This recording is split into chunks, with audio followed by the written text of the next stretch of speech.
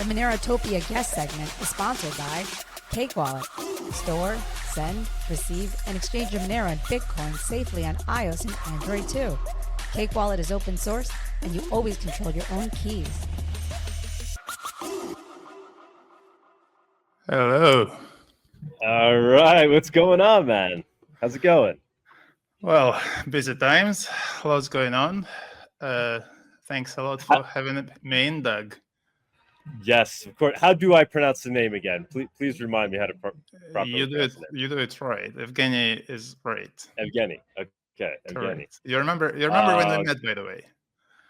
Yes, we met in Texas, right? I think it was the correct. Yes, that first was time. me doing talk at some Finny Forum event, I think. And yes, yeah, I like what you're doing, man, with this MoneroTopia and XMR Bazaar. This is really thank you. Cool. Thank you. And you made it look like we're sponsoring this show. We're not, by the way. And thanks a lot. No, we've integrated on our own accord. We've integrated you into XMR Bazaar. We've integrated into XMR Chat because it's a great tool. I mean, we love what you're doing. Thank you. Excited to have you on the show, and I'm always excited to see that you are obviously you're interested in Monero. That's always a good indicator for me that somebody like you is supportive of Monero. But I wanted to bring you on today, and you wanted to come on today because I know there's been a lot of FUD that's out there since you guys have proposed some potential changes. And I just wanted to bring you on, let you air it out, tell the community exactly what it is you're looking to do, and you can get feedback here as well. I'm sure. I do see that Ofrnxmr is in the backstage, so I could bring him up as well at some point, and he can ask some questions. But sure. Yeah, I'll give you the stage. Go ahead. Thanks a lot. Look, I think community has always been polarized about what we do since day one. It's just the stage for this polarization was different because I think it's the innovator's curse, right? So you do something that people don't understand or think impossible and I remember when I was saying 5 years ago that we're going to build a network when people can communicate without having any identity, and technologists were saying, oh man, you're lying, right? This is like technically impossible, right? And there was lots of FUD about that. And then it's just the venue changes, right? So like it started on Reddit and we had lots of engagements. And then I see this whole kind of criticism and discussions as exceptionally valuable and helping us, right? I don't think that by criticizing us, people somehow not help us, right? Because I'm entrepreneur, right? I don't like if we're humble enough, then we know that we don't know what we're doing, right? That's an honest view, right? And by having community feedback and criticism, and it only helps, right? Yeah, so, I mean, a good entrepreneur listens to their customers, right? I mean, that was the whole point of going this announcement, because we did as much research as we could about what we could do, about what we should do in isolation from community. And by the way, there was lots of discussions of this community voucher plan with group owners on our SimpleX network. But we then realized then the next logical step would be to announce the plan and to learn what people like and what people dislike, what people understand, and let the plan evolve together with the community, like we always did product development from day one. So yeah, I see it as exceptionally healthy and helpful product of aligning what we do with our users community. And some people will be it's exceptionally, our privacy is exceptionally sensitive area, right? And people are scared about their providers doing something stupid or doing something that will undermine their security. And that's where all these emotional reactions come from. That's inevitable. So I don't think it's possible to avoid it. And some people genuinely have different philosophical view on the world. Maybe we can touch on that. So yeah, let's back up for a minute. I want to make sure everybody, because I'm not sure I even fully understand what the whole voucher thing even is, right? So I use SimpleX. I'm a customer. I'm a user, right? And then we have it integrated into XMR Bazaar and whatnot. I love it. It works. It's very easy, user friendly. It's as simple as Signal. I love the UX. I think it's great. Now, why should I even care about this new feature that you're looking to add? What is it? Yeah. How is it going to Correct. affect me as a user? Correct. Yes. I think Give me the one-on-one on that. Yes, 100%. I think we'll have to rewind a little bit to explain, before we explain what are these vouchers, I think it's important to understand why are they, right? Because, and I think however hard we try it, it's highly innovative things and it's hard to communicate about it, right? And we're not communication professionals, right? And we can't afford user group testing or PR experts or like to make a polished communication on day one. We're not Apple, right? We're a tiny team, mostly engineers. We do as best. So I think, and this engagement with community doesn't just educate us about what's needed, but also how to communicate. So I think we need to rewind and talk about what problems we're solving that lead to this decision that we need this thing, because otherwise this whole kind of thing hangs in the air and nobody understands what the hell they're trying to do and why, as you say, right? It's messenger it works. Doug, please mute if you're not talking. Oh yeah, sorry, go ahead. Yeah, no worries. So okay, so what I came to, we've been building SimpleX Chat for years now. It's more than 4 years I'm working on it full time. We launched the first app in March 2022. And what I came to realize and to understand that Messenger is a commercially unsound and not viable category for a product to be sustainable. And that may sound controversial, but if you look around, you wouldn't see a single Messenger product that is commercially sustainable without betraying their users' interests, right? Signal depends on donations from various entities we don't fully understand. Like I love Signal. It's a solid product, and we learned a lot from this, and we use double ratio protocol, but Signal is struggling to make itself sustainable. Telegram is making itself sustainable by doing lots of shady stuff, right? Like by making product not usable unless you pay. I honestly, I don't want to be in a business of shipping a shitty product in order to make people pay, right? And if you look at WhatsApp, they don't commercially profitable on their own, right? Even at the size of 2 billion users, right? They exist because they could have been commercially profitable if they stick with their plan. The early plan of WhatsApp was perfect. Everybody pays $1 a year, and it creates a profitable product, right? Because for Messenger, it's a very low cost operation. You can run yourself on $1 a year price. The problem is people don't want to pay $1 a year price anymore. Highly competitive market, etc. So what do we do about that, right? So we originally thought we're going to do similar thing to Telegram, but better. And then you realize that however hard you try, the line is between users who pay and users who don't pay. If you want to make any money out of this, and again, people talk about, oh, you're a business, you must be non-profit. Every single organization, well, Doug, you know that, right? If it wants to exist, has to make more money in than money coming out, right? Otherwise, you just die, right? Nobody's gonna it doesn't matter what this money are, user donations, sponsorships, whatever. You have to get more money into your organization than comes out of your organization. That's called profit, right? By definition. Whether you pay tax on profit as a business or you are exempt from tax on profit as non-profit, you still need profit to exist. Otherwise, you die. And this whole idea of premium features for the users doesn't sit well with me at all, because in order to make business more successful, I have to make my users less successful, to give them shitty features that they don't want to pay for and cripple free tier, etc. So that's what we see happening with Telegram, right? Oh, you can't message this user because you need a premium account. Come on, it's just a messenger, right? It exists for me to be able to message users, right?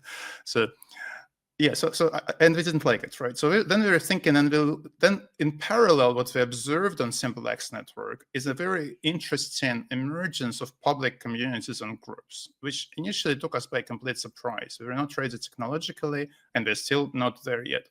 And the fact that people want to create and publish content in what was defined at the time as a private messenger was surprising. Even though SimpleX protocol was originally designed for publishing rather than for messaging, even though we kind of know that people want to engage with each other without saying who they are, right? Without necessarily disclosing their identities, like in a proper cypherpunk spirit, right? If you remember Manifesto, we want to selectively reveal ourselves to the world, right? So, and this kept us thinking, because this is very much what happens on the web, right? People publish content, and that's what happens with Telegram channels. And then what we've seen last year is several large Telegram communities, like think 10,000 people or 50,000 people, tried to migrate on Simplex platform, right? It's not designed for that. It's not going to work like that. So obviously they failed. It doubled our user base overnight. Over several months, not overnight, of course, right? And they ultimately failed because they, like, small groups, like 100, 500 people, maybe 1,000 people can work. The bigger they get, the worse they work. And yet they tried. So we could see a very strong demand for people to publish content in a messenger environment, like in Telegram channels, right? Or like in Discord servers, and engage with their communities and do it without surrendering control of that to technological platform they use, because we from day one see ourselves as technology provider and not as a platform, right? So we develop Messenger, you can use it. You don't like our servers, we're only happy it reduces our costs. You can use your servers as Ofrn or somebody else wrote, right? So, and many people use their own servers, and it's great, right? That's how open web is built. And then we said, okay, so but on the web, the traffic is very different. So a majority of the traffic on the web is generated by the large websites, right? Unlike with Messenger. With Messengers, you have very even traffic distribution, right? That's why it's hard to monetize. But with a content platform, the power law holds, right? Like about 80% of traffic, the Pareto law, right? They call it. So 80% of traffic will be generated by 20% of content providers, right? By 20% of channels. And the remaining 20% of traffic will be generated by 80% of people, right? And this is great, because what it means that we can charge this 20% money and keep the product completely free for everybody else, at least in theory.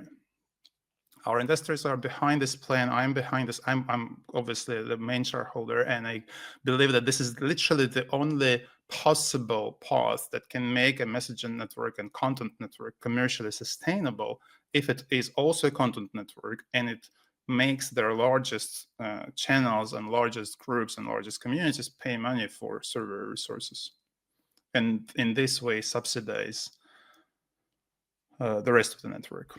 So yeah, that's the commercial model, and that's why we're talking. Okay, but how do they pay, right? People don't like the idea that okay, I create a channel. Let's say it publishes perfectly legal content, but let's say it criticizes some opinions that are popular in society at the time, right?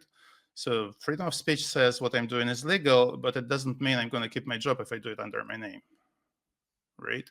And we've seen a lot of people losing their jobs if they express unpopular opinions online, and so on and so forth, right? So that's a common notion that for freedom of speech to be real, you have to be able to express your opinions without revealing your identity. Even in this chart, right, we see lots of people being present under some invented names. You operate your business under your real name, you show your face, and that's fine, right? That you don't want to hide, and I don't want to hide either. I'm too old for that. So, but that nevertheless, it's just like life in fear is not life at all. So at least that's how I see it. So yeah, so people want to be able to express their opinions without disclosing their identity. And that's very important for freedom of speech and democracy. And I think this is the notion that an absolute majority of people in the world would agree with, right? If the condition for you to being able to express your opinion is to present an idea, like some people in politics are trying to convince us, hopefully they won't be successful, right? But if you do it this way, like nobody wants to do it, right? I'd rather shut up and not express my opinion at all. Right, and that's what happens in countries that are totalitarian, right? So we wanted a mechanism for people to pay for servers in such a way that their identity cannot be linked to what they say online, right? It doesn't prevent our ability to moderate them, right? If we're hosting this content, we can read it as well. It's public. We can moderate it. We can ensure that this content is legal. It doesn't distribute a long list of content that is like undesirable in public space, right? And we can do it. But there is no reason to prohibit. There is no legislative reason. There is no business reason. There is no business. There is no real reason to require people to present their idea if they want to say something online. It's very important they can participate in communities privately. It's very important that they can publish certain opinions privately. And we wanted to think about a payment mechanism for server resources that would be legal. That's important if you operate a business, and technically viable and acceptable for all users, right? And they looked like, when you try to do innovation, you usually look at history, right? You look at existing solutions, you look at existing regulations, and you look at similar kind of things that exist in society that achieve something similar, but in a different technology and different space, right? And the thing that community vouchers are the closest to is prepaid telephone card. There is a separate regulation for it. You can buy it in shop for cash, right? And you can use it with phone, and you can make phone calls without revealing your identity, right? And we want technology that will be regulated in a similar way. And it cannot be cryptocurrency, because cryptocurrency is seen as financial instrument. It's seen as money effectively, right? And if we put ourselves in a way of money being passed from our users to network operators, we don't want to be a network operator. The fact that we provide servers is a very temporary stage. We will stop doing it within, if not 12, then 24 months, right? We don't want to run servers. We want to develop the network and let people do that. But doing that with cryptocurrencies as a payment instrument puts us in effectively a money transmitting business, unfortunately. And we don't want to operate money transmitting business. It's a complex licensing. It's KYC requirements. It's. I guess this is. So I'm not sure I totally then understand. So what you're proposing instead of people making these purchases with Monero, they're effectively using this token that you're creating. Is that correct? Correct. Yes. It's so how is that then not labeling you as a money like? Wouldn't that be labeled? It depends on how we do it. There is a separate regulation for gift cards. For example, you should think about the fact that you can walk into the store and purchase a gift card, right? It's not a financial instrument. It can be used in a very prescribed way, right? The important thing about money is that it doesn't tell you how to use it, right? You can store it as a value, you can give it to people, you can transfer it an unlimited number of times. But if you walk into the store and purchase a gift card of iTunes, for example, I don't know, any example, right? You can only buy music on iTunes. You can't do anything else with this. And it will expire in 12 months if you don't use it. We want a cryptographic equivalent of this, a thing that gives you ability to pay for a server capacity and nothing else. And if you don't use it within 12 months of purchase, it will lose its value completely. But how are people initially purchasing this token though? We don't know. It's a variety of things. We want to be able to accept Monero for them, of course. We want to be able to accept Bitcoin. We want to be able to accept in-app payments, because most people in the world do not use cryptocurrency. It may come as a surprise to the Monero community, but reality is that in the world, adoption of cryptocurrency is around 10%, right? In the United States, it's slightly over 20%. Same situation in the UK. And we know for a fact that about half of our users in any group do not use cryptocurrencies. They don't want to use cryptocurrencies. They want to use communication technology rather than cryptocurrencies. So, and we want those people to be able to pay without being exposed to cryptocurrency in any way, without having a wallet, without owning cryptocurrency, without accepting cryptocurrency risks. We want we are not cryptocurrency business, and we don't want to be one. We are in the communication business, right? We want to be able to run a sustainable business and enable other people to run servers sustainably without being in a cryptocurrency business. There was one thing you said that I didn't fully understand. You said that so paying for servers with crypto would make you a money service business? That's a quite possible view that many regulators hold, and it's hard to challenge. And we've just seen what happened with Samurai wallet developers this week, right? Even though they were in software development business as they saw it, because the software was used for money transmitting, they were kind of declared to be in a money transmitting business. It's a very kind of complex area of regulation. I just want to be part of this area of regulation. But in So this scenario, never- you're just selling something, though, right? So you're saying people that sell things and Yeah, but accept it's not Monero can be we're not labeled selling our servers. We don't want to sell our servers. We want to be able to effectively facilitate payments for servers operated by third parties through the app that we run. And if we use cryptocurrency as a payment mechanism between users and those servers, the probability of us of doing this being classified as money transmitting business is very high.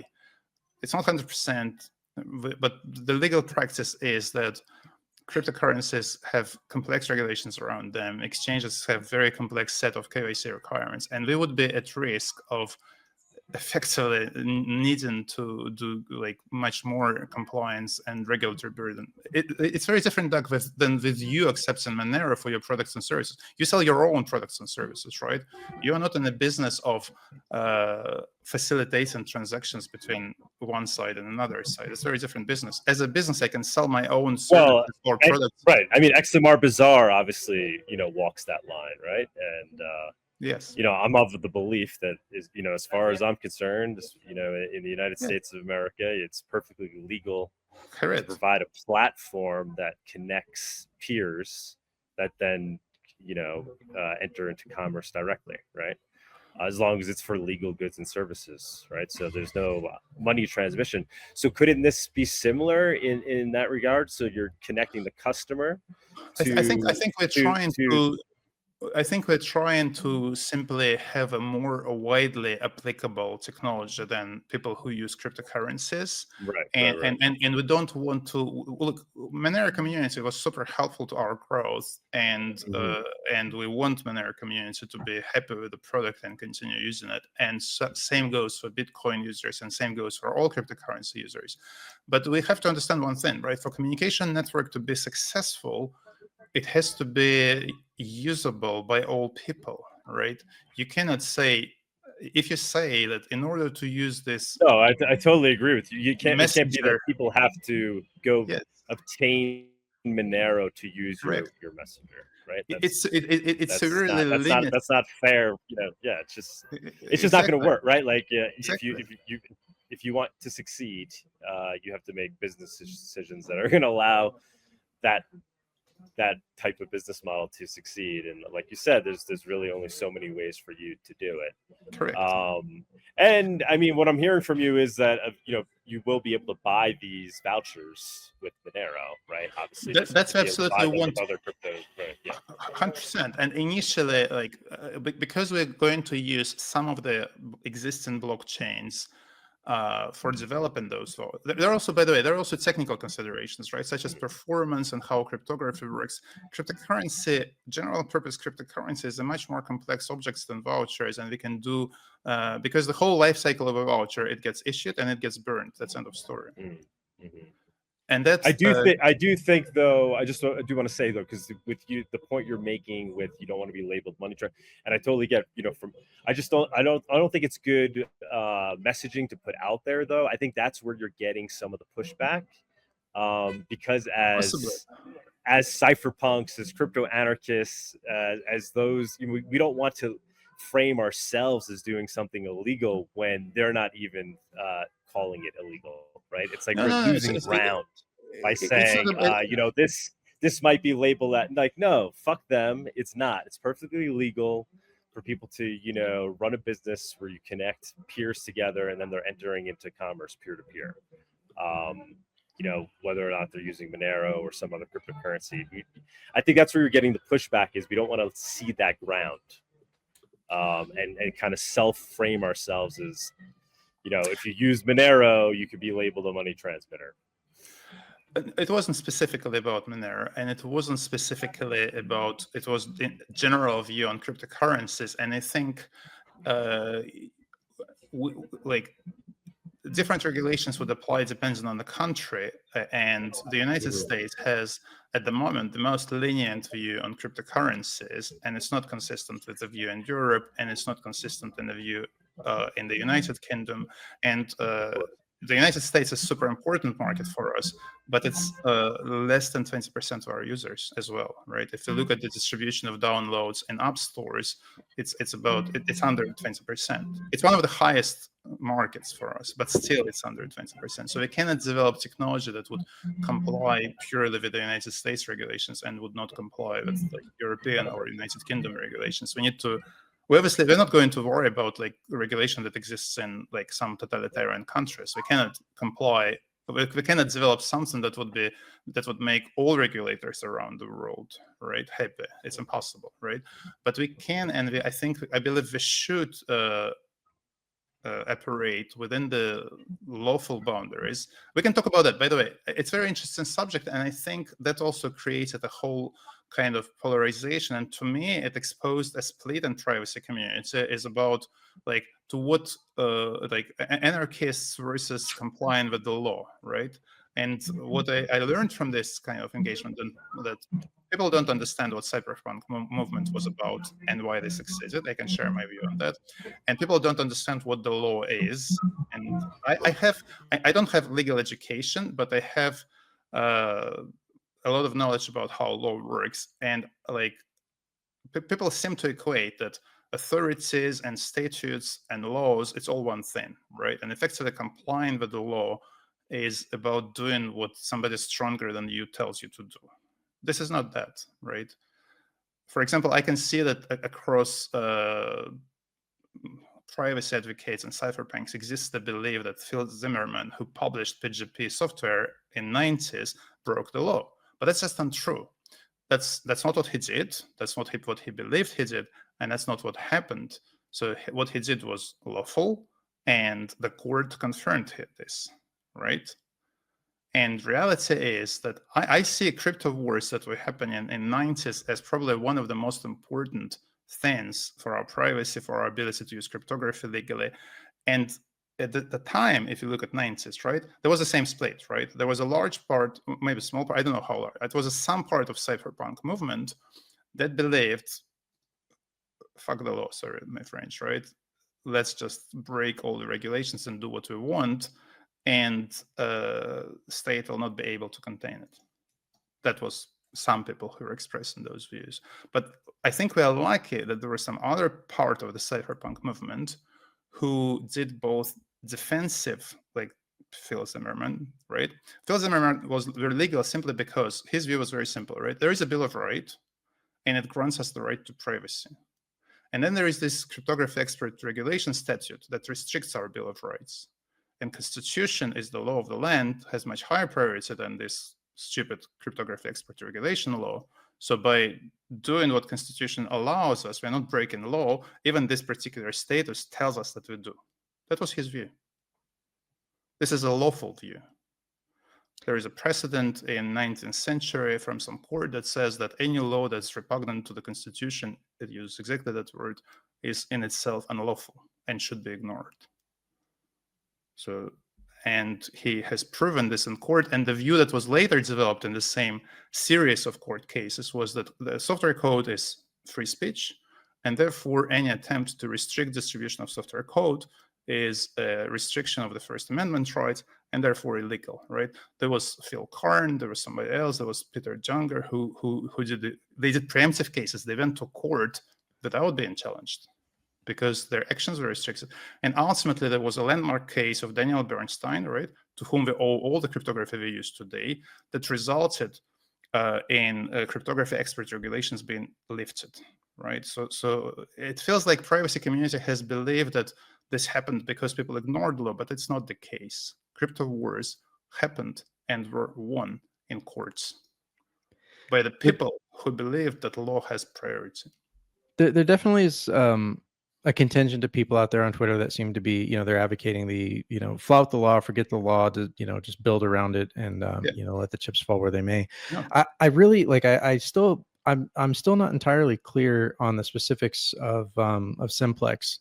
So like you need to accept money for, there's sort of two things that I don't understand. One is that you need to accept money to provide something.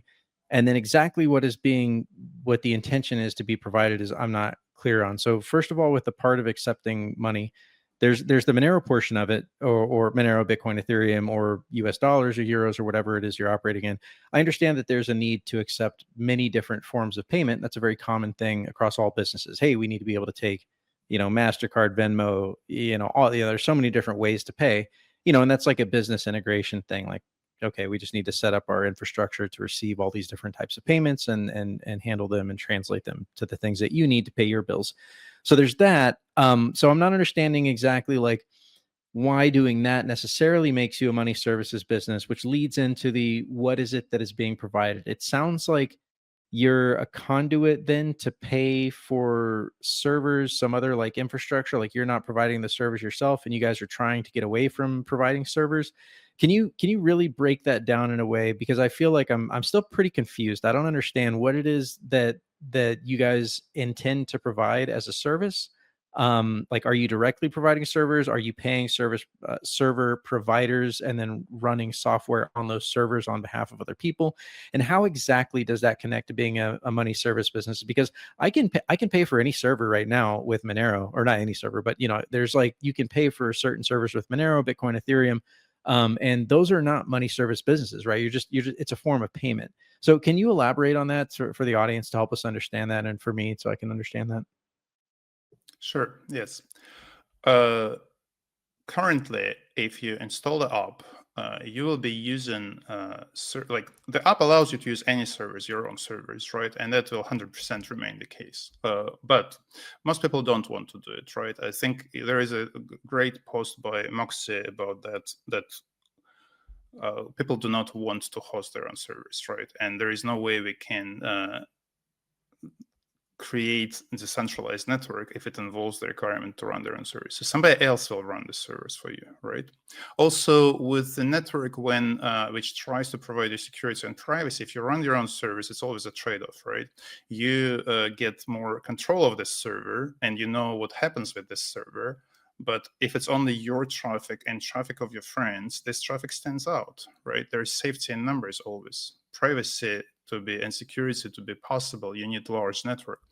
So we are building step by step a network of multiple operators, same as on the web, right? So we don't want one or two operators to run the servers, as is the case today, because it simply cannot provide users the security. We want network operators to be effectively commoditized, redundant, disposable, when you don't have to choose which servers to use, and yet you're using tens or maybe even hundreds of different servers that exist on network. So that's ultimately the goal.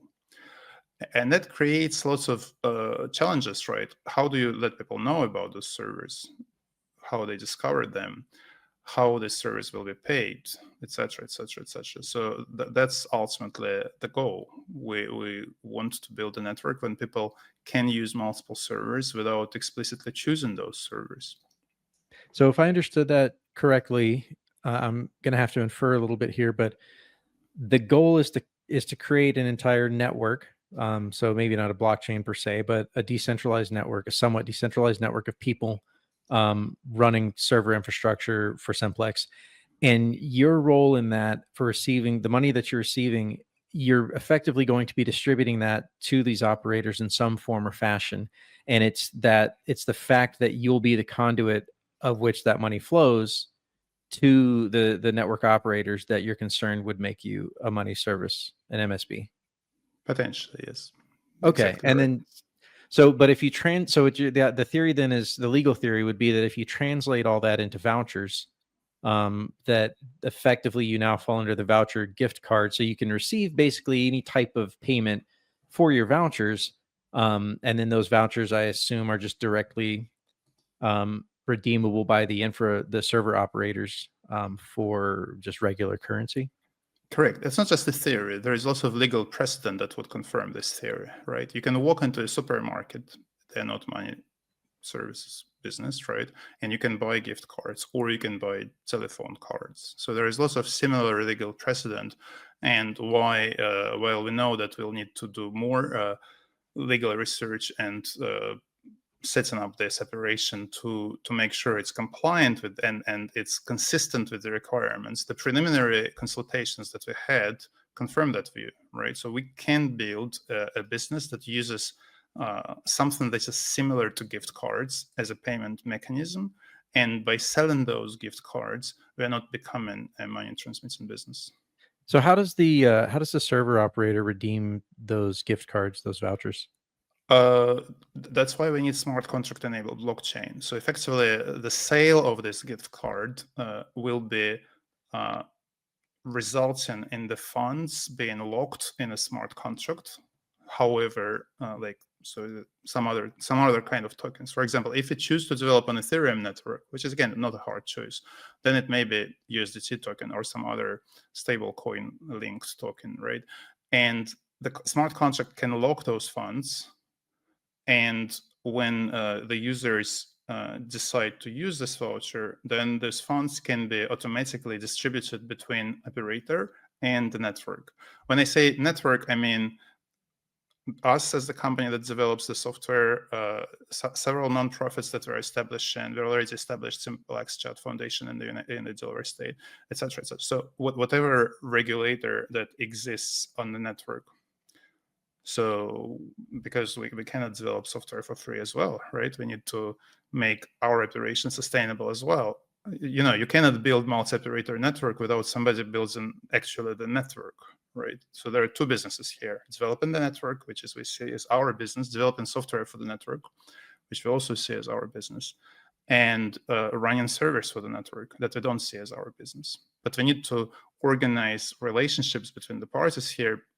One of the parties being the users of the network, another party being ourselves, and another party being people who run the servers or companies that run the servers.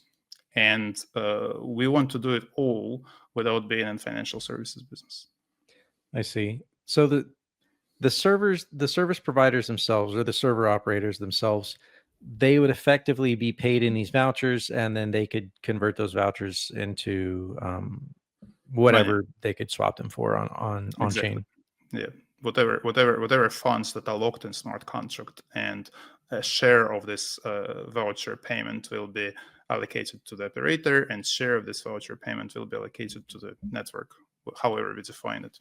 So that's work in progress. That's not fixed and so on. We still didn't fully establish governance model for the network. That's something that would probably require what cryptocurrency blockchain calls training wheels, right? So we are aiming to build a decentralized network that's not controlled or owned by any company, but to get from where we are to building this network, it's a process, right? We don't know how it should work. We don't know how it should operate. It's much harder than to build decentralized. Even with Ethereum, right? Like with Ethereum networks, they have stages of decentralization, right? And they consider stage 2 decentralization for level 2 networks if nobody there is nobody running, there is no multi-sig, nothing. Like literally there is smart contract, effectively a distributed autonomous DAO organization, right, that runs everything that should be. But you can't get there on day one even with something that's as well defined as cryptocurrency blockchain. And messaging and contact network, it's not well defined, right? Nobody knows how it should work yet. It's a discovery process. We don't know which features should exist. We don't know. So, yeah. We have a question from Nihilist in the XMR chat. He tipped, let's see, I guess that's 1.23 Moneros. So he says, I need to go. I will watch the rest later, but a question for Evgeny. As a third-party Simplex server operator, what will be the way for me to monetize the server? Say I have 10,000 users with only Monero to pay for service. What will they need to do exactly? We're not at a stage to have the process, but at a high level, the server will have to join the network, accept the terms of operation and conditions and privacy policy to the end users. And based on that, based on the trust level, based on reliability metrics, the share of the revenue will be determined. So we wouldn't have fixed shares for server operators. We would have a share that's highly dependent on trust level and reliability. But generally, the short answer to this question, to join this network and to make the service available to the network, and it will just happen automatically because part of the users of the network via random choices of which service to use will be using this service as well. That's the goal. We have another XMR chat. Zlepmis tipped 0.123 Monero. He asked, why is simplex written in Haskell? Why not a more common language? It's I think it's almost off topic here. We've had a lot of discussions, but long story short, it just happened, right? I don't think it could have been written or happen in any other language. And by the time we decided to make it a full-time project, we already had a function in prototype written in Haskell. And if we have decided to rewrite it, then this wouldn't have existed, right? So as they say, the best language is the one you have the most code written in. It's written in, right? So any rewrite usually, like, remember Netscape, right? They also did the rewrite and they died. So many businesses software. So overall, Haskell is a very exceptionally efficient language when you want to express complex ideas, complex abstractions. We have a lot of business logic expressed in Haskell types. It's almost like way too technical for the audience, I think, but nevertheless, right? We effectively can express business rules, user experience rules in code in Haskell, even though user interface is not written in Haskell. So it allows you to define business level invariants, sort of to say, right, in very abstraction level of the code. So it has some dark corners that make it inefficient. It's hard to deploy on mobile platforms.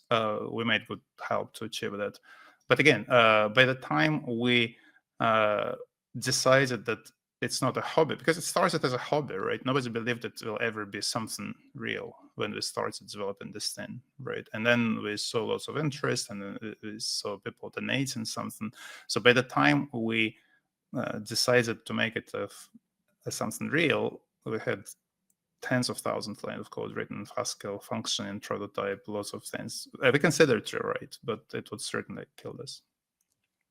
So what's if you don't mind me asking, what jurisdiction are you guys operating out of? I assume you're a for-profit organization. It sounds like you have shares, and so I guess you're a European organization. So you guys accept Monero as a donation currently, but Monero is delisted pretty much from all the EU platforms. So how do you guys work around that? And could you go into that? We don't have to. We're not exchange. We don't sell. When exchanges, they sell and buy Monero. They let you sell and buy Monero. We don't have to. In the same way as there is nothing illegal in accepting Monero in Europe or in the United Kingdom. I don't see any lawful obstacles to accepting Monero to yourself. So yes, we do accept Monero donations. There wasn't the huge number, but nevertheless, right? We do accept Monero donations. And there is nothing that would prevent us from doing that in the law. I don't see any obstacles there. Okay. So, but to answer your question, right, we are registered in the United Kingdom. I live in London, so that's one of the many reasons. I think as everything, there are pros and cons in the United Kingdom legislation. I think that the mass media coverage doesn't really appreciate the pros and focused on cons, but some cons exist in every single country. There is no jurisdiction that's ideal today, right? There are always some downsides. So one thing that's just an idea, maybe useful or not, if it was transparent to me as I'm using Simplex that here's your donation address for XMR, I would totally send you guys money and be like, hey, I know y'all are running server infrastructure that I use. So here's a little bit of Monero. Wikipedia has, and I know they're a nonprofit, but Wikipedia has kind of a model where they do something similar, where they, once a year they have this drive, say, hey, we need money to continue running. Here's, please donate if you can, if you find us useful. Would that be something, just hypothetically, that y'all could do to take in money? Maybe that's not a good business model, but We advertise our donation address on GitHub. We have, I think, somewhere on the website, we have the link. We maybe don't, until the website update, we advertise it quite prominently. There was a button in the top right corner. And we did receive some donations, and they helped a lot. But I think overall, they maybe covered like 15% of the combined cost to date. You would get a lot more if you had that inside of your app, because a lot of people just download it from the App Store. But the problem, we actually have a link, but the problem is that you cannot distribute on App Store and on Play Store and accept donations. That's kind of a contradiction to their policy, and we would have to have effectively two different apps. Like, it obviously wouldn't double our development cost, but nevertheless, right? Like, we'll have to distribute this app on Google, on Play Store, and if you compare downloads at Google, we recently hit 500,000 downloads on Google Play Store, and on F-Droid, I think we may have had like 100,000 at best. I don't know. They only recently started publishing download statistics. So until quite recently, there was no download statistics on F-Droid. So it's kind of just being pragmatic and not pushing it to people's faces. Also, look, you know what? I spoke with community, and many people see this kind of pushing donate us thing into their face as the reason not to use. I don't know. Look. I do not believe in the nation's model as being viable long term. So we super grateful to everybody who donates to us. We accept donations, but I don't think we should build product around the nation model. We should figure out. You're right. That's not a viable business model. Exactly. Signal is struggling, right? Signal says donate to us, and they don't even cover, I don't think they cover even 5% of costs from user donations, right? That's the whole challenge of being a messenger. So over years, as I said in the beginning, I arrived to the conclusion that messaging must be a feature, not a product. Then you can build a successful, viable, sustainable product. All right. Evgeny, I don't know if you mind. It looks like Ofrn has some questions he wants to ask too. I mean, I know you've already given us a lot of your time, but if you don't mind. I have, Doug, I have unlimited time for you. You can torture me as much as you like. I would be happy to share my thoughts on privacy, cypherpunk, Monero, whatever you like. And I'm obviously happy to answer questions. Okay. Ofrn, are you there? Yeah, I'm here. I was just need to gather my thoughts. All right, man. Yeah, I know you had some questions. Obviously, please, please be kind. Please be a gentleman, as you always are. Well, it's not that I had some questions. EP wanted to have a little bit of a debate because he disagreed with what I had to say on the last show. Okay. So, I think Ofrn, most of the things you said I commented on, and I think most of criticism comes from misunderstanding of what we're trying to do. I think we all exist in different bubbles, right? And we have very engaged communities of users on SimpleX platform who understand what we're doing, and apparently Twitter audience or X audience, they're much less aware of what we're trying to do. For example, like even Bodzi just realized that we're trying to build multi-operator network rather than to be a provider of some service, right? So we really not see it, like we can't create yet one more centralized platform. There's no point doing it. We know where it leads. It inevitably leads to abuse of the users, right? It's just, I don't see how it's viable. We want to build, we effectively want to evolve what a web is as a centralized network that nobody controls or owns, that is as open as possible, where people can share content, exchange messages, effectively continue evolution of the open web standards to the messaging space, right? We could have started from the browser, but the browser seems like completely lost in its evolution. The web platform almost is not evolving. So when we say web, we mean more like a spirit rather than web technology. So we started from a completely different corner, which is messaging. But fundamentally, it's the same. We want to build an open network when people can run servers. And the whole idea of micropayments for servers is not new. You know that it was Tim Berners-Lee vision for the web, right? Create micropayments, make people pay for content, make people pay for servers, right? So effectively, we want to have, even though in V1, Doug, we don't want people to pay for content, we absolutely have those because it's more complex regulation. It goes more like in-game currencies and things like that. We absolutely want to eventually convert those vouchers into a thing that would allow people to pay for content, to do what you do in XMR chat with Monero, but in a more in a way that's applicable to a wider range of people. So it's not locking people into a particular ecosystem of payments, right? So any payments can be used to fund it, and then you can pay for content. You can pay because like I don't know what you do with your free time. I like watching movies. When I was younger, I played lots of computer games, right? I spent over $100 in Cypherpunk to my shame, right? 77, right? So I do not want people who produce this content to know which content I consume. I don't believe that they need to know this, right? I don't want Amazon to know which books I read. I don't want Amazon to know which movies I watch. I really don't want it because this knowledge tells them who I am. It gives them power in manipulating me into making purchases I don't want, right? You know how it happens. You search for something on Amazon, and then the whole Google and the whole internet starts showing you ads related to your search, right? I find this like deplorable beyond any measure. I really want to have an internet when my private choices remain my private choices, right? And it's not about hiding. It's not about secrecy, as Eric Hughes wrote in Cypherpunk Manifesto. This is about my selectiveness to whom I want to reveal myself, right? I have a question. Go on, of course. Sorry. If I'm a person in a country and I need to get paid in Monero, right. Will I be able to redeem my portion of the income from these vouchers in Monero so that I can get paid in a currency that my government cannot seize from me? That's a great question. I didn't think that far. I think initially we obviously need to choose some blockchain to develop on, and like the starting point of the payment would be whatever funds that this smart contract can lock, right? Although we said we will be developing on like Ethereum/EVM network, but even Ethereum doesn't necessarily mean EVM. There are other networks, for example, Starknet, which is interesting because Starknet is developing integration with Bitcoin. I think the Monero community should campaign Starknet to develop integration with Monero. That would be exciting, right?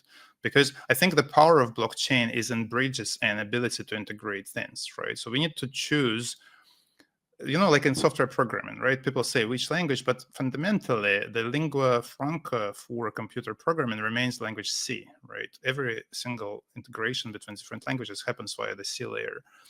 So we kind of want this layer of payment for utility, which is not money, and that would be this kind of lingua franca for payment for utility, right? And can you redeem this into Monero in day one? 100% not, because that's not exactly the blockchain that, like, we cannot develop smart contracts directly on Monero. If we could, that would be a viable consideration. But we absolutely don't. I absolutely don't see a problem why there can be not a breach or some sort of atomic swap on the boundary of some blockchain that allows swapping to Monero, right? And as this functionality gets more adopted, we'll obviously be considering those choices and developing those choices, right? So I really think that the idea just came to me. I really think that you guys should talk to Starknet, because if like same things that Starknet wants to do with Bitcoin, I think they can do for Monero blockchain as well. I don't see the reason. And actually, Starknet seems to be going quite heavy on privacy, so it may be a good fit. So yeah, do what you will with this kind of idea. So yeah, so the honest answer is I don't know, right? Like, people were asking me how this will work. I don't know yet. We kind of know what users want. When we develop technology, when we design technology, we're trying to connect what's technically possible with what's desirable for the users, and also without breaking the laws. These are three constraints that lead all the design considerations that we do, right? It's a hard problem to solve, right? Because users but nevertheless, so far we were able to connect these three contradictory things into a single point. And of course, if users want to be able to use Monero, we will be working really hard to find a way to use Monero. right? But how it will work, I think we're not at the point to say how it will work. We're really in the very beginning of this journey. So I hope so. To answer your question in short, I hope so. I hope that you will be able to take Monero. How will somebody that's paying in fiat dollars obtain a voucher? We hope to be able to have this technology approved with some payment processors and be able to effectively accept in-app payments and credit card payments, exactly because it's a legal equivalent of a telephone card. We cannot promise that it's possible, but preliminary analysis is that it's likely to be possible, but it would be a hard work to get approved by payment processors. But I mean, like say I paid $10 Mhm. with an in-app payment that went to go through a processor to purchase a voucher. How would the so the voucher, how does the fiat convert to the voucher? Because the person that gets the voucher has to be able to redeem that back into cryptocurrency, right? We'll effectively have to use some payment processor for this part of the technology to convert, to hold the money and to release the money. And how would a server operator will be able to release the money would depend on how we integrate with payment processors. We certainly don't see acceptance fiat payments as number one priority for V1. It's complex. It's complex area of regulation. It's complex integration. But what we know, if we start from the right foundation, then we can get there, right? And having an independent voucher, which is like a gift card or like a prepaid utility card, seems like the right foundation that eventually will get us to being able to accept money and to pay people money. While if we start from cryptocurrency, then it will be in a very different area of regulation, and we're at risk of locking ourselves into this cryptocurrency regulations. Well, there's services like Proxy Store that allow you to buy, for example, a Tutanota or a Proton Mail gift card. Mm-hmm. And essentially a similar thing. Wouldn't Simplex be able to do something like that? Just get I think Proxy so. Store to be the payment Yeah, processor? I hope so. Yeah, I hope so. I'm not sure I understood it correctly. I would like if you could send me the link. I would appreciate. But I think yes, I think so. I think we're talking about something similar here. We want community vouchers to be more, how to say, fluid, right? You pay for something, so it's not exactly a gift card. It's kind of a resource that you use. So closer to prepaid telephone card that has a balance that can be redeemed, etc. So more like a telephone prepaid card than a fixed gift card.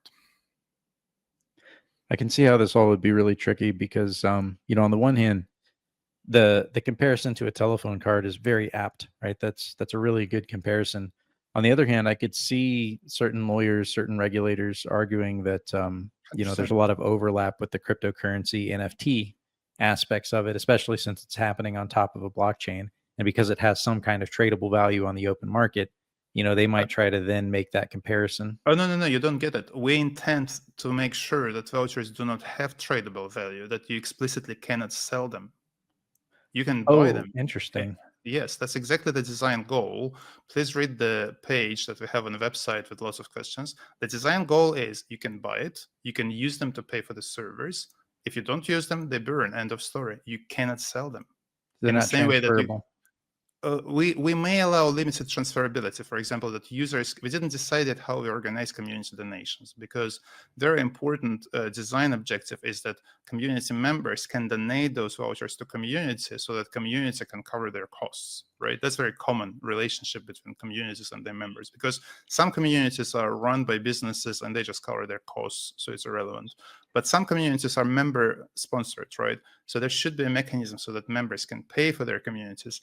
So, but telephone card allows some transferability. You can buy the telephone card for cash and give it to another person. There is no exact, there are other limits and restrictions. And one of the important qualities of telephone card that it cannot be used in any other way. So kind of, you can give it to anybody else, but they still can only buy phones for that. They cannot use it on the marketplace. The line in the regulatory environment is between a specific utility and the marketplace. Because if you can use it in the marketplace, it becomes money. If you can use it only to buy a specific utility, then it's a utility, prepaid utility card. That's where the line happens, right? Whether it's a marketplace or if it's like a specific thing. And server infrastructure capacity is a very specific thing, right? So the fact that you can even if you can have some limited ability to transfer it, maybe it'll allow 1 or 2 transfers. We don't know yet. So that's the document says that. So it still doesn't make it the same as freely tradable token. And you also can't use it as a store of value indefinitely, because you have to use it within a certain period from purchase. And if you do, it will just burn.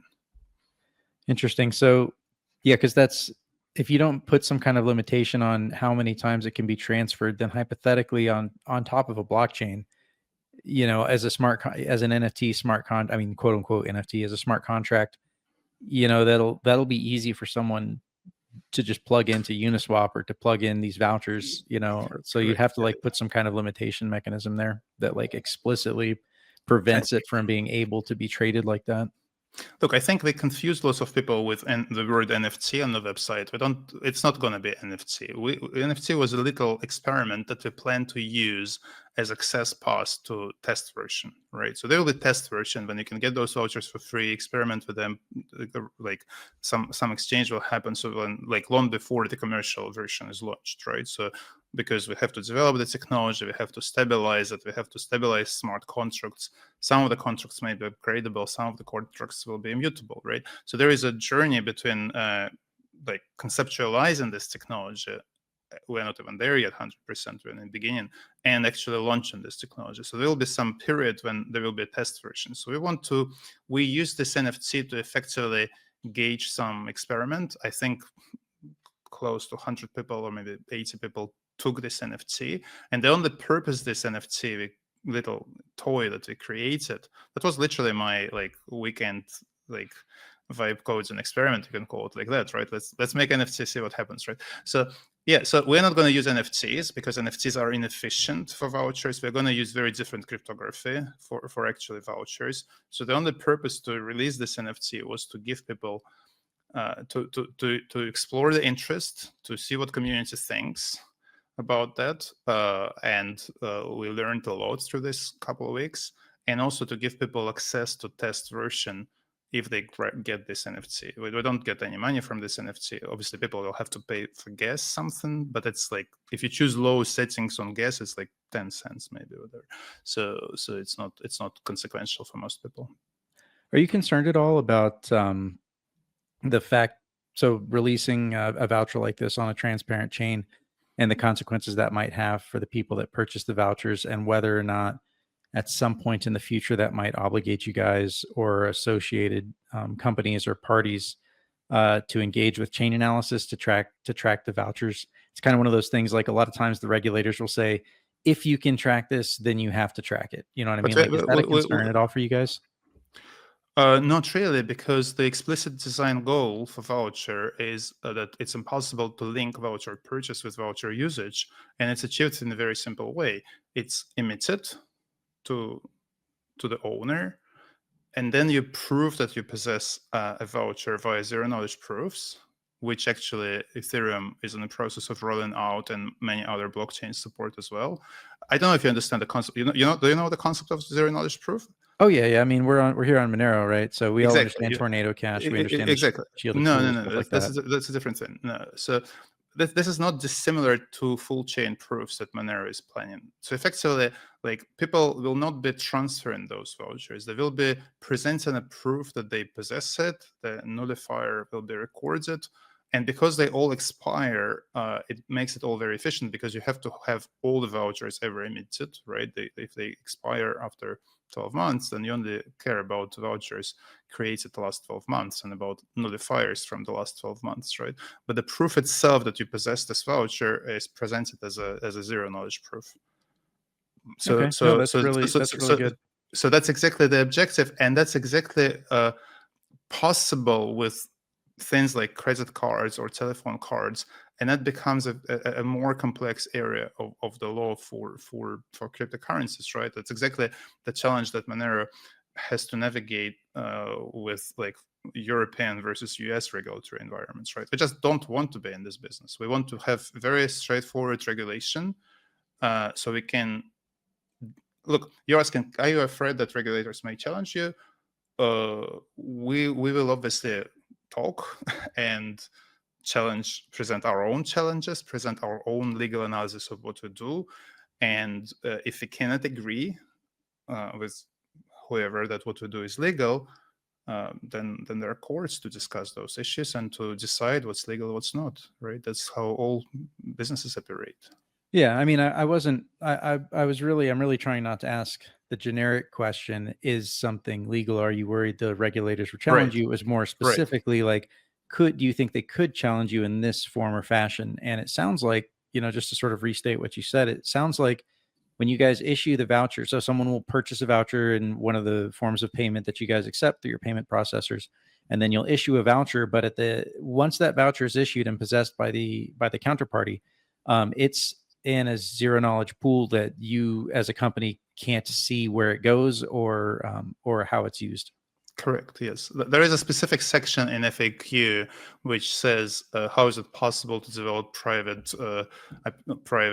things on public blockchain, and like in a nutshell, my answer is very simple. In the same way as you can develop private communication on public network via using unique addresses, so we're not going to issue to even if the same user buys multiple vouchers via the app, every time they'll use different address on the blockchain. It's not like they will be putting those vouchers into the wallet with the same address and anybody can track how many vouchers a given address purchased. We don't want it. It's not required. It's only damaging. So what will happen is every time you buy a voucher, it's assigned to a new key, effectively. Man, but it's kind of similar to how we design SimpleX network, right? So like every connection is independent, and you know which connections are yours. Servers don't know which connections are yours, and this design protects user security, right? Because like if everybody knows what you do online, it's not about hiding things. You become a target to criminals. You become a target for abuse, exploitation, and lots of other like I think. Look, but you understand. I can continue on the philosophical aspects of privacy and why internet made it so difficult and what we're trying to do about it, but I think you understand them. Yeah, we're all on board with the philosophic aspects.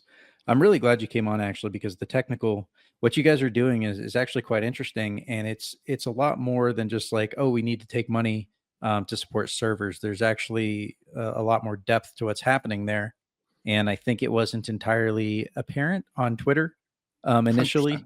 100%. There was a little bit of a, the implication that Monero is illegal. I think that's what kind of set off the hornet's nest. No, I didn't. I'm actually going to make a big post summarizing everything that you've talked about here, because this is really interesting, and I don't want the community to get carried away with a misunderstanding. The verbatim comment was that money can't be private legally, and that was the biggest thing I took issue with. I think because money can be private legally. There's no laws against private money. Money is private by default. And the insinuation that it can't be private legally is basically saying that Monero is illegal. So that's why we can't use it. And I'm like, that's like, nobody was talking about what's going to go on with the vouchers or post beyond the vouchers. And I never was trying to insinuate that Simplex themselves was going to run the servers and that we were paying Simplex Monero to run servers for us, because we know it's supposed to be a distributed network where the people getting paid are getting paid in the vouchers. The issue was that when the topic of accepting Monero came up, the response was we can't because it's illegal. I think it was misconstrued largely and taken out of context, and I absolutely didn't mean that accepting Monero is against regulations in all contexts. I was obviously talking about our specific context, our specific use case, our specific objectives. And when I said something like this would fail regulatory test, I only meant our operation, of course. Why would I? So we are accepting Monero donation. Come on, right? Like if it was illegal, we wouldn't be doing that. So, but again, we're trying to make a more general purpose privacy layer for utility purchases, right? And that's legal, and doing it with any cryptocurrency, it doesn't matter Monero or anything else, creates challenges, right? Regulatory challenges, and we just want to have simple life, create value for users, do what's possible to defend with regulators. Because I don't know, I think I agree with members of community that if you do innovation and you get large enough, regulators will not be happy however you do it, right? If you look at history of innovation, every single innovation resulted in a series of court cases against this innovation, right? Composers were suing people who were printing musical notes as like violating their copyrights. You know that story, right? And then like et cetera, et cetera, et cetera. It started long before internet or computers, right? Every single innovation creates legal challenges, but you have to, and there are two ways, right? You just do it and see what happens, or you at least try to like minimize the risks and design around existing precedents. And I think for what we want to do, prepaid telephone cards is a great precedent. And if we design something similar, then they're more likely to defend the view that the innovation they're doing is exactly that, just in a different form. But that was basically my comment about Monero in the group chat.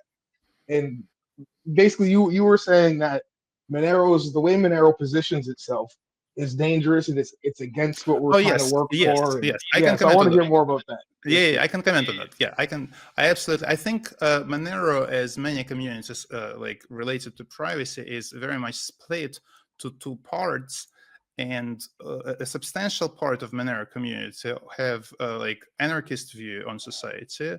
Same as cypherpunk early days, right? There was a part that had very anarchist view. You can read Tim May's manifesto. And we see the same with Monero community. And I'm not in that part. That's as simple as that. I believe and this view is like broadly classified as like regulatory denial, right? So the whole kind of view that screw the regulation, let's do what we want, and we're not gonna care about what law or regulator think about that.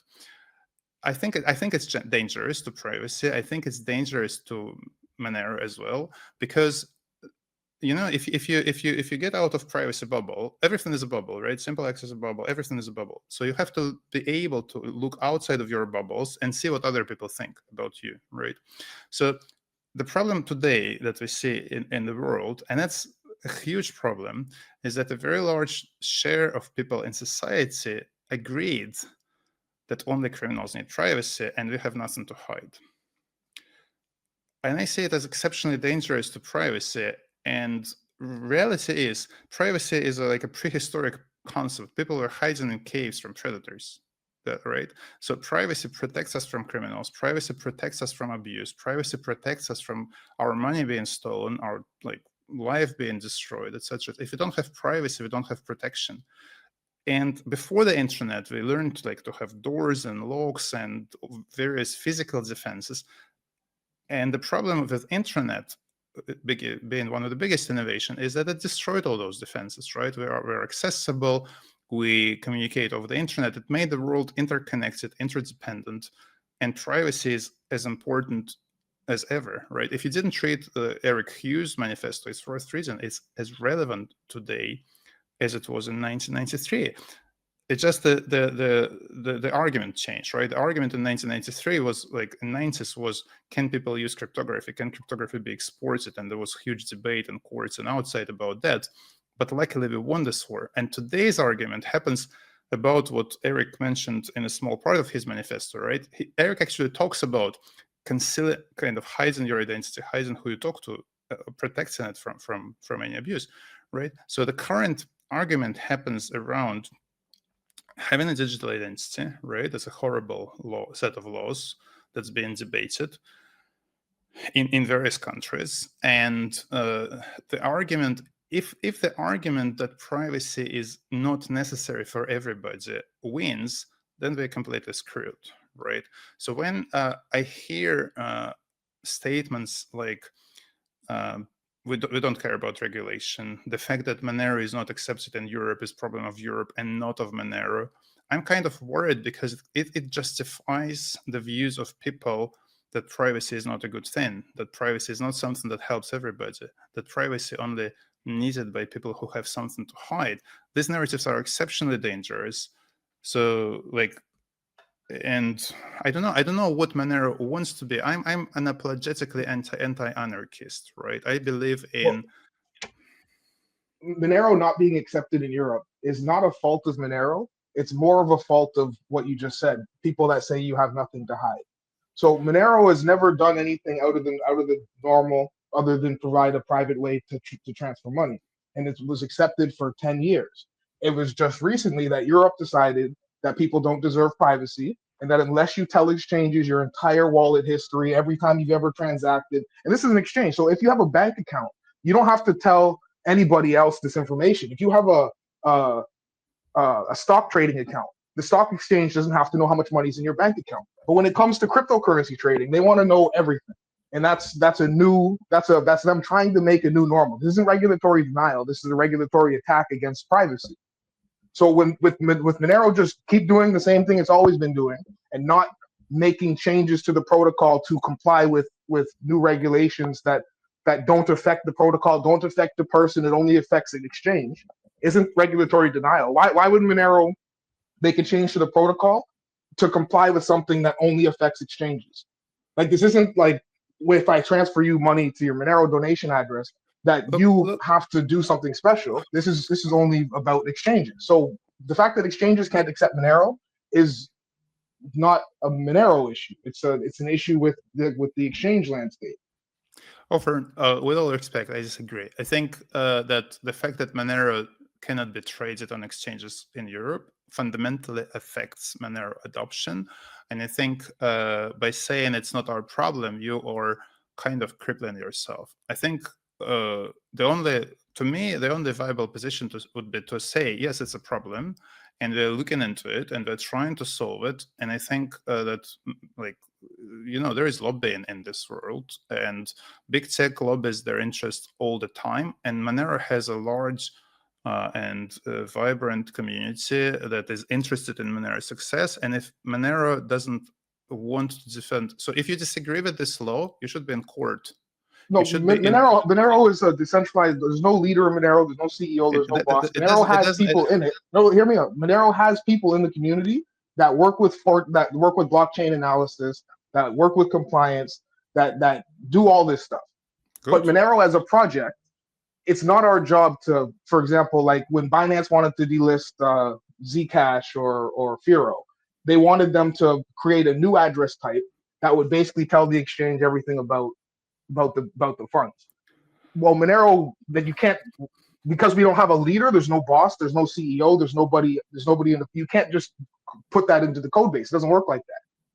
I understand. Look, I'm an engineer. What I'm saying is that it would massively help if there was some non-profit organization that represented interests of all Monero users in courts, in the EU, in the governments, with exchanges, and you had an open court case with every single exchange that refused to list Monero, trying to prove it in court why they must list Monero.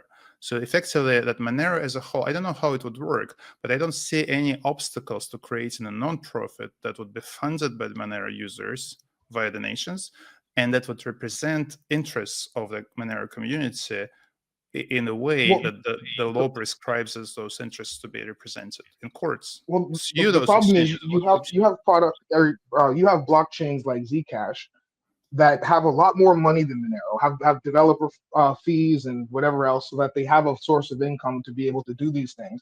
And instead of fighting for privacy, they do the opposite and just comply. And that hurts everybody. That's what hurts everybody, in my opinion, is that while they do lobby, and they also don't I'd like to try to normalize the privacy aspect. I'd like to tack onto that just really quick. I'd like to tack onto that as an example of what Ofrn is saying, there are no exchanges that have Z addresses. There's Zcash, but they have Zcash, but they only have T addresses on their exchanges, despite their extensive lobbying network. So I would kind of push back by using that as an example. Correct. Yeah, I honestly think that Monero community bringing up Zcash is counterproductive and only hurts Monero in any context, right? For example, comparing prices, I don't see what purpose it serves, right? You have a fantastic product, right? I never believed in opt-in privacy. Opt-in privacy limits our choices, right? We have opt-in secret chats in Telegram. How many people use them? Zcash, I don't know what share of users use like shielded addresses on Zcash, but even if it's sufficient, it's still opt-in privacy. It still makes non-private transactions stand out, and it by default makes people who use shielded addresses as more suspicious. So I think this whole design undermines the security, and I don't even see why you should worry about what Zcash is doing, right? Because like users comes to us every day and say, oh, the product X does Y, you also have to do Y. My answer is I don't care what product X is doing. We do what we believe You're in is good. regulatory denial. Also, I'm I not. would just like to add the stat that from what I understand, it's about 27% of Zcash is shielded in the Z pool. Right, exactly. Right. So that's good. I didn't know that, but it's a substantial number, and it means that they it's better than I thought. Actually, I think less than 27% of Telegram users use secret chats, right? But what I'm just saying is, I wouldn't care about what Zcash is doing. I'm more cared about what Monero community could have done in courts, and I'm pretty sure that like Monero has what combined capitalization of Monero is what, 2 billion today. I think it's like 5 billion. 5, yeah. Six, almost 7. Yeah, it's Right, almost right. 7. So I think if you create a non-profit with $1 million annual budget to lobby Monero interest and to defend Monero in courts, you will fund this $1 million non-profit in no time, right? People will just throw in but donations. Monero doesn't have that sort of capital. We don't have. No. No, I'm not saying that Monero should fund it. I am saying that Monero users will fund it, right? Just whatever, whoever can do it. I don't understand. I don't understand. I've been trying to push this initiative as well. Exactly. Yeah, the DAC can lead this initiative. Set up non-profit. Well, register. I don't even know if it needs to be me. You know, I'm doing a lot of things in this space. Exactly. Yeah, exactly. And I put it out there. You know, when I've been talking about trying to put a group together to eliminate the bit license in New York, I saw that as target number 1. We have the resources to do it. I voice it now and again. Email me if you're interested in helping lead that initiative. Maybe you're an attorney, you're into Monero, you want to do something for the space. That step up. There's definitely openings for that. And Ofrnxmr is making a good point. That is one of the primary differentiators between Monero and Zcash. But we need to be cognizant of the fact that is a disadvantage, and do something about it and solve the problem. And that's exactly what Evgeny is saying. That's saying it's futile. He's saying let's fix it. And I agree. I think that is a path we need to consider. Whether it's a non-for-profit that's funded by but somebody needs to be reliably putting in the effort on a daily basis to be out there advocating on behalf of Monero from a legal standpoint. Correct. Doug, I cannot agree more. I believe that it's impossible. I think, look, there are 2 types of communities, right? And communities tend to gravitate to one corner or another, right? Every community either evolves into being very close to a cult, which is an insular culture. Criticism is not accepted, and every problem is responsibility of somebody else. That's one end of the spectrum.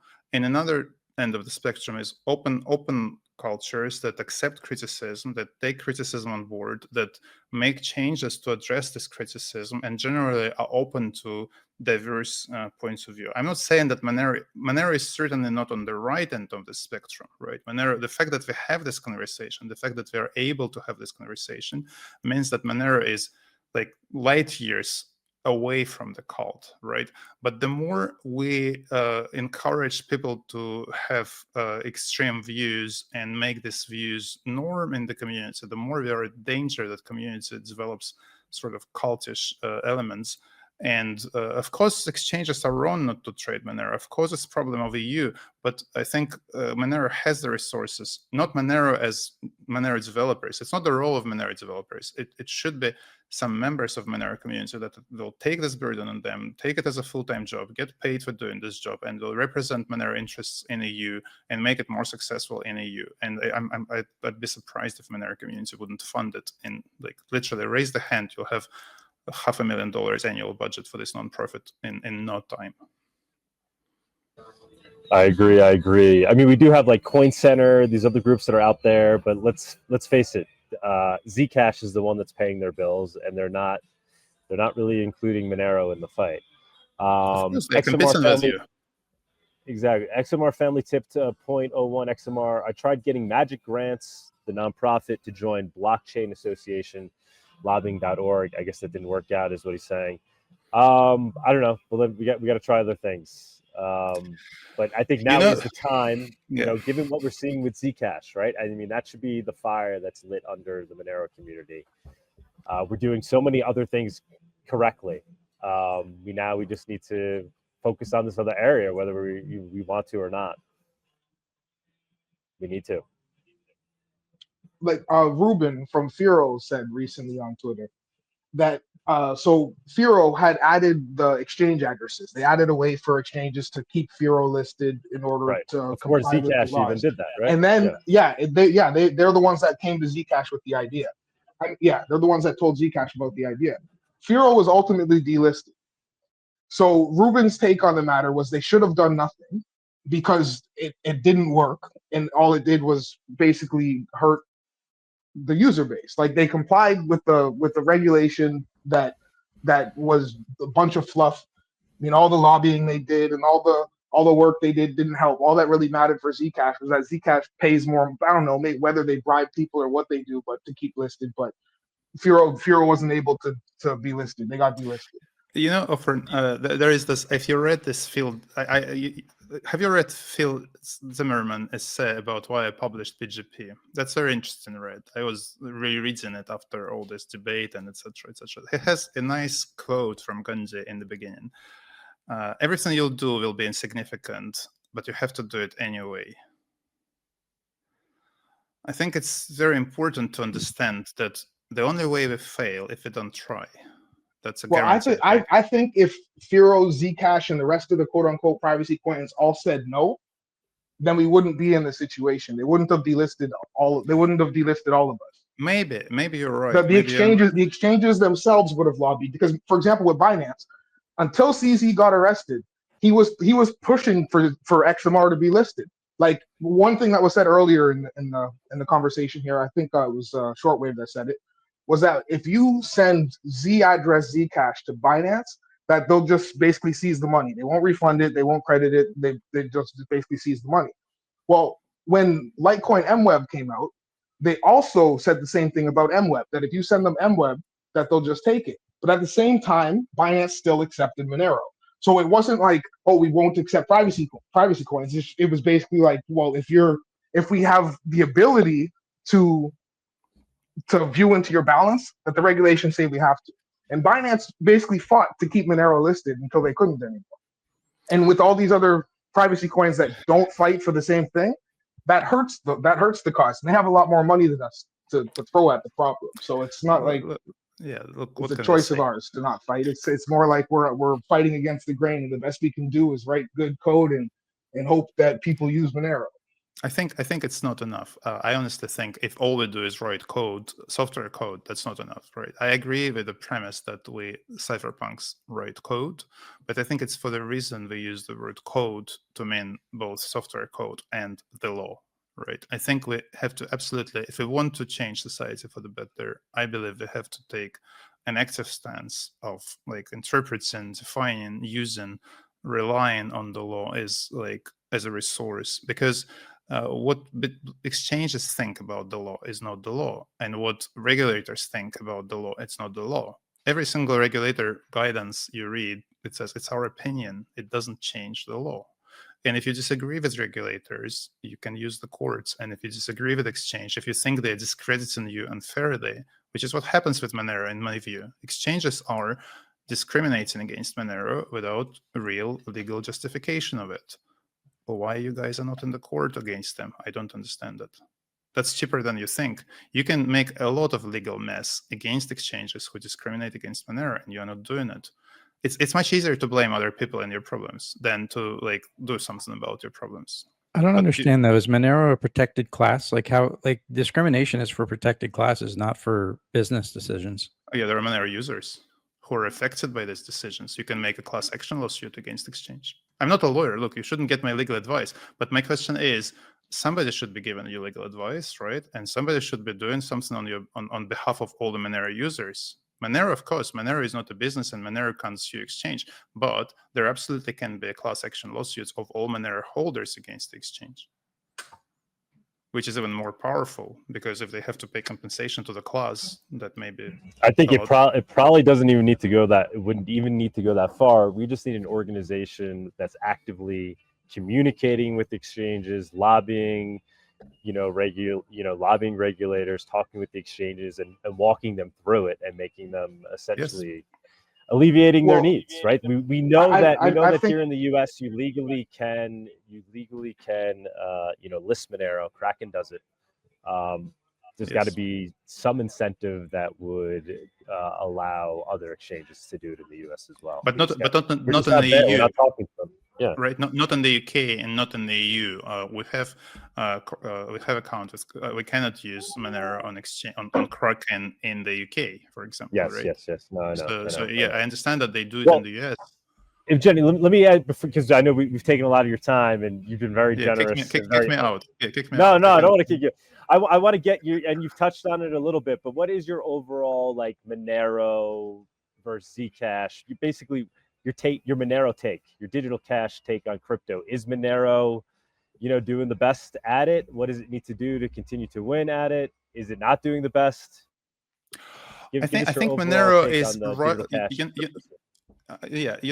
Haskell.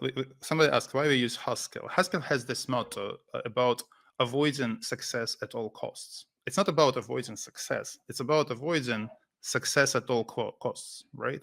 So there is always some price of the success, and sometimes this price can be too high. For example, people say, guys, you can't succeed unless you do a proper, I'll get to Monero, that's an example, right? Proper multi-device implementation. And I know that there is no single precedent of secure multi-device implementation in the industry. You can crucify me for that, right? But fundamentally, creating multi-device implementation is a huge risk of creating a backdoor.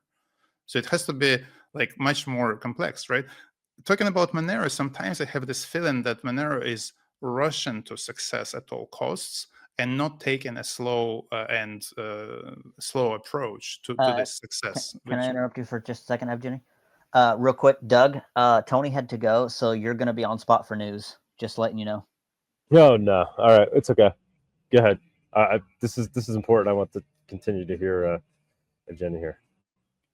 As I can shut up and wait but anyway. No, please continue. Please continue. No. So for example, I have been reading I love currently Monero has a solid cryptographic design and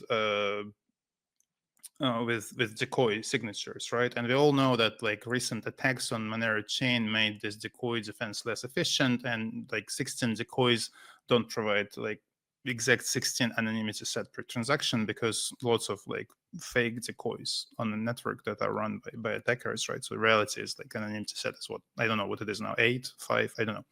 But that's not the point. And full chain proof is obviously, or zero knowledge proof effectively, right? It's a great technology.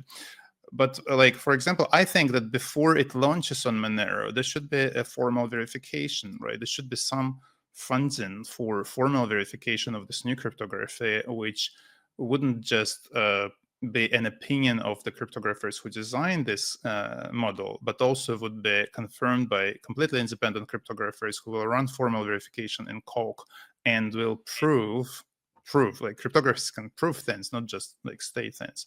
That this cryptography is sound, that it doesn't fall apart. There are no attack vectors that can undermine security models.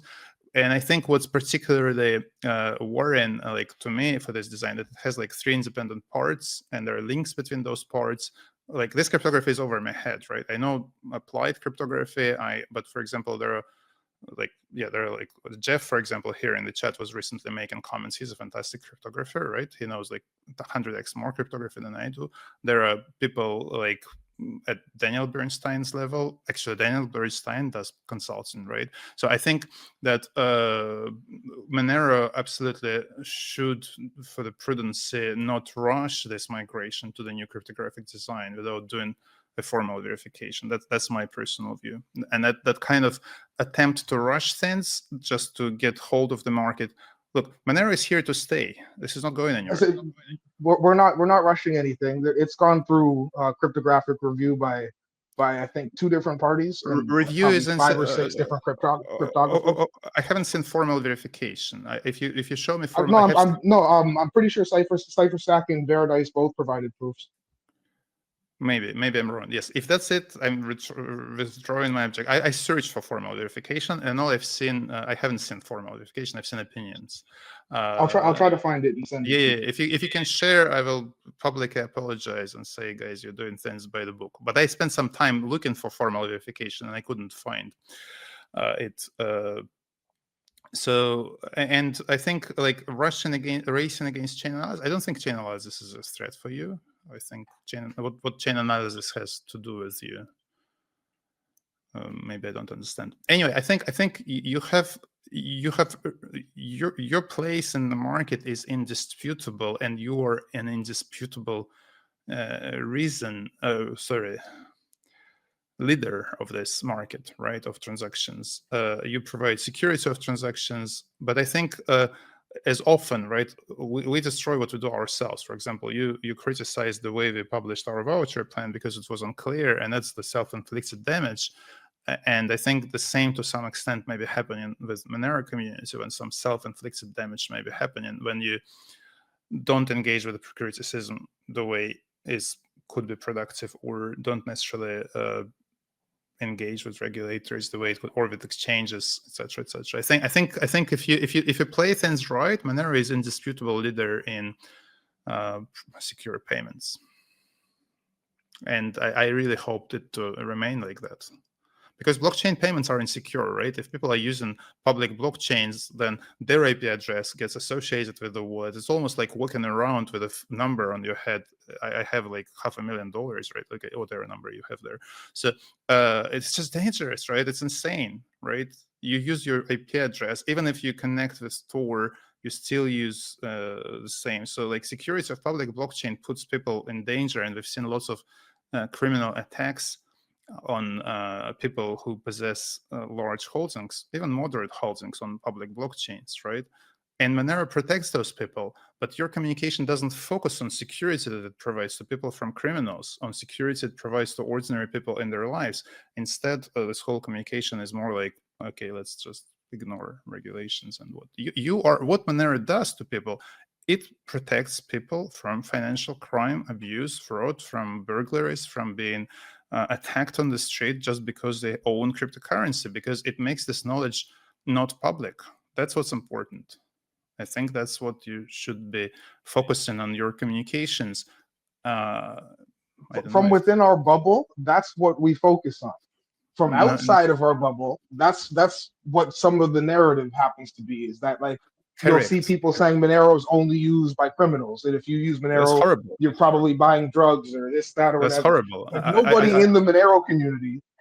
But look, but you can't. You shouldn't repeat those things, right? It's dangerous to repeat those things. You have to keep repeating things that you believe in, and educate your community members, and make sure that what people hear and engage with press, with regulators, with PRs. That requires budget. That requires professional communication. We don't have a budget for that, right? We only raised a tiny amount of cash, and without generous Jack Dorsey's investment, would be dead a long time ago. We wouldn't even have this conversation. But Monero has people who have about $5 billion holdings in Monero. These people are interested in your success. There should be a professional PR firm working on your behalf. It doesn't matter who hires it. And there should be a professional legal firm working on behalf of those people, right? Somebody has to step up, organize it, as Doug said, and make Monero successful. But the whole ethos, we build a parallel economy, because that's what I hear from Monero community. We're anarchists. We want to build a parallel economy that doesn't depend on state, that doesn't communicate with state, that doesn't acknowledge the state. That's what I hear from some part of Monero community. And I think, and it's certainly not the sentiment of the whole Monero community. Majority of Monero users are like Doug, or they want to run their business on Monero. They like Monero, that Monero protects people from crime. They literally want to exist and run their business. They want to exist as part of society. They don't want to hide their face, right? That's the majority of Monero users. But that's not the narrative that comes. I think the failure of Monero community today is to create a compelling narrative that what you do protects people from crime. If you do it, you'll win. And even in the Monero Simplex group, I've had people that will ask me things like, how come I have a Facebook account or whatever? And I'm like, because I'm normal. And they're like, well, if you use Monero, you're supposed to be anonymous. I'm like, no, if you use Monero, anybody can use Monero. Exactly. Like, it's no different than using cash or a credit card or a debit. Like, it's not like it's only for a specific, it's being marketed or it's being modeled like it's only useful for or that it's even more useful for a specific genre of people. It's not how it is. Monero is supposed to mimic the experience you get when using the traditional 100%. finance. Monero, look, you've already achieved next to impossible. Monero achieved, accepted in more retail outlets than any other cryptocurrency. That's the status quo, right? Lightning is trying to get to the same spot, but I think today, like if you take like some countries with some challenges in financial system, I don't know, some Latin American countries or whatnot, you'll find more retail outlets that accept Monero than any other cryptocurrency. Am I right? Yeah, even online, if for places Correct. that accept Bitcoin, Litecoin, and Monero, it's normally Correct. like 50% Monero, 49% Bitcoin, and 1% Litecoin. And that's your proof that Monero is used by ordinary people more than any other cryptocurrency. Right. And that's what should be the narrative of Monero community. But then you go on Twitter and you say that regulations are important, and then you get a shitstorm coming from Twitter people, like, right? So like, whatever, like, you want to that's where you call it crypto Twitter, and that, like, one thing that we emphasize hard in the Matrix No, but look, community. it's the same. It's that- the same as during crypto wars. There were two parts of the communities at the time. There was part represented by Eric Hughes' Cypherpunk manifesto, and you should read it all if you want privacy, because it's highly relevant today. And there was another part that was represented by Tim May Crypto Anarchist manifesto, right? And the part that was represented by Cypherpunk manifesto actually changed the law and changed the society for the better, and they helped everybody. And I think that what we do now, we should take lessons from this recent past, and we have similar legal challenges. I think it's likely going to be called identity wars, right? If we look in the future, right? Everybody wants us to walk around with identity on our forehead, be it a QR code or whatever, some number, right? And show it whatever we do in the society. That's insane. That's utter insanity. That will make us all slaves, and we know that. So identity wars will be happening, right? Because some people see it as efficient mechanism of control, as mechanism to, I don't know, it's just like their logic escapes me. I think it will only cause suffering and crime and reduction in quality of life. I don't see what bad can come out of it. No problems they declare to want to solve is going to solve by identity solutions. So Monero is kind of offering, but it has to at least try, right? It may fail. That's all right. I don't see the problem with failure. Like, when I was starting this thing, everybody said, like, you're going to fail. I said, maybe, but I must try, right? I can forgive myself for failing. I can't forgive myself for not trying. I think Monero community is in the same spot. If you engage with the regulators, if you engage with the state, with the exchanges, your probability of success is maybe 5%, maybe 10%, but you must try nevertheless. There's no other way. If you don't try, they'll fail, right? If Monero, and it's actually just not true. Monero is the most widely accepted cryptocurrency in retail. Why Monero.org website doesn't say that? Monero is the only cryptocurrency that protects people from burglaries and financial crime. Why your website doesn't say that? That's what you sell. I'm sorry, Is but there any point at which you believe in, like, just straight up disobeying laws that are contrary to human rights? I don't believe it, because I don't equate law to the state, right? Law is a complex construct. I spend lots of time studying it. I don't believe that disobeying law is a viable strategy. There is a line, and it's a totalitarian country, and then you have to evade and hide and do something. If the country gets to the point when human rights are not respected, when free enterprise is prohibited, and there are quite a few countries in the world beyond this line, then you do what you want to survive, right? I'm not going to argue that. What I believe is in that most of us, I lived in Soviet Union, right? Not in Russia, in Soviet Union. So I know what totalitarian regime looks like. I can tell you, Western society are light years ahead from this state. Even Europe, even the European Union that people in the States see as the same as Soviet Union, not even remotely close. So there is We still have a space for the fight. There is still space to prove your rights in court. There is still, and yes, the courts are corrupt, and yes, people get killed sometimes if they challenge it. But what else can we do, right? I think the power of Monero is in numbers. You have 5 billion capitalization. You have millions of people using Monero. It's the most widely accepted currency in retail. There should be a budget for PR and marketing and defending your interests against exchanges. There should be like Monero community. If Monero community doesn't create this budget, it'll be in a bad place, I think. We have an XMR chat here from a guy named Anon. He tipped 2.8 Monero. He said, if later there is a law where instant messaging services have to provide some way for the government to read and analyze all messages to protect the children, they will do it. Wait, let me finish with the chat. If later there's a law where instant messaging services have to provide some way for the government to read and analyze all messages to protect the children, they will do it because they have to comply with regulators, right? That's the XMR chat. No, that's not right, because people confuse the law and regulations. All I'm saying is we have to comply with applicable laws. And what regulators say, regulators don't define the law. Regulators only declare their opinion about the law. And they try to enforce their opinion. And every responsible business head that cares about their users have to challenge this opinion if the opinion of the regulator is different from the opinion of the operator. So, like, doing what adults tell you is a childish approach, and I am not a child, right? So if we are responsible adults, then we form our own opinion about what law tells us to do, and then we defend this opinion as much as necessary. What I can promise to all users, and that's a very hard promise, we have a privacy policy that's a legally binding contract, and we see it like that. Read it. This is literally the best privacy policy in the industry. And whenever users come to us and say, hey, we don't like this point in your privacy policy, we change it, if we believe they're right?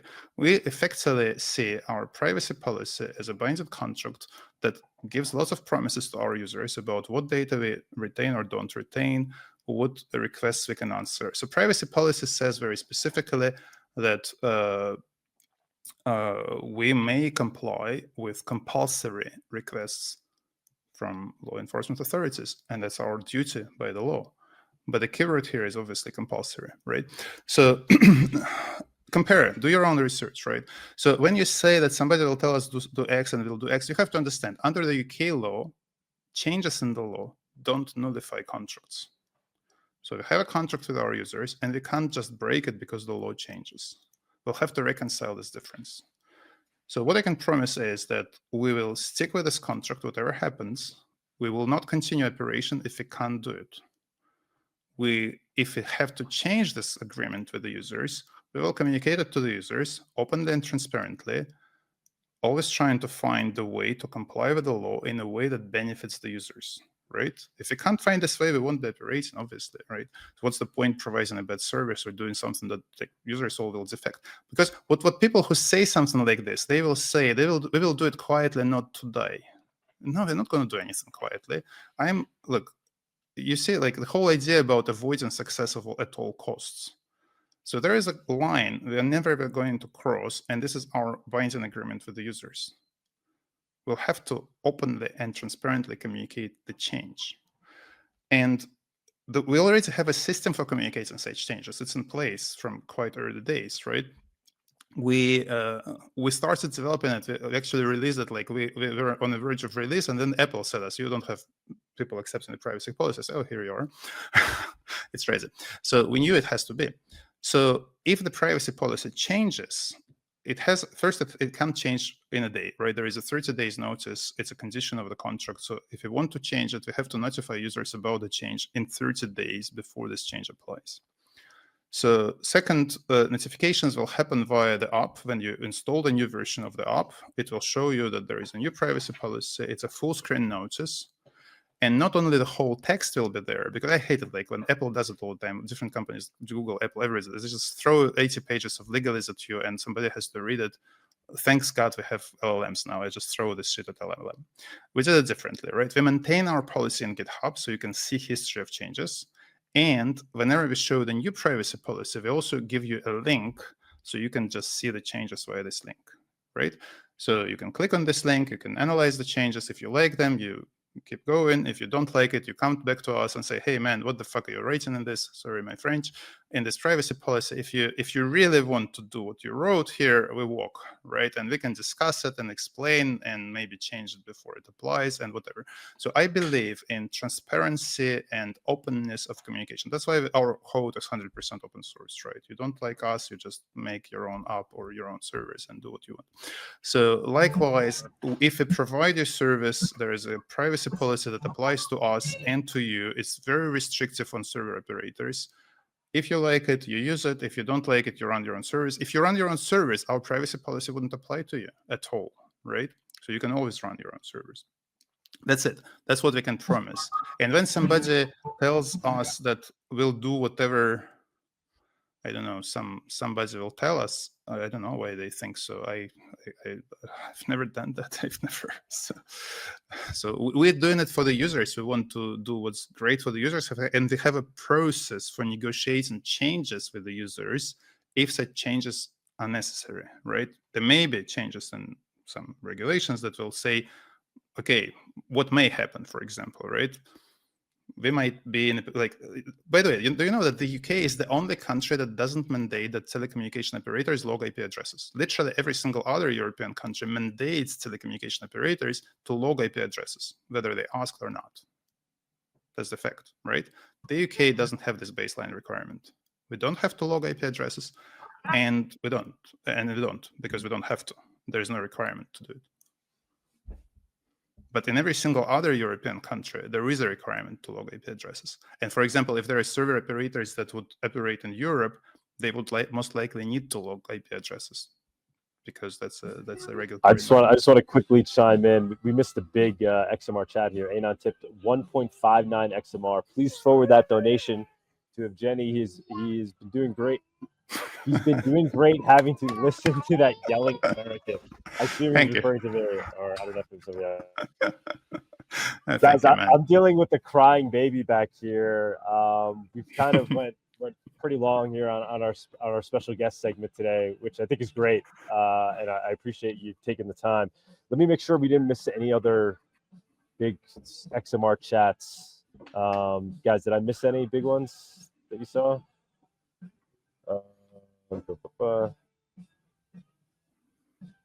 We had a tip here. Wolf goes bleeped, tipped 0.01159. Cypherpunk and Crypto Anarchist manifestos, and he's providing the link for those. Read both. Highly recommend. Great, I think a lot of people tuning into this show have read them at some point, but it's always worth reading again. Short reads that really help remind us of what all this is all about. Let me see if I missed any others. Hold on.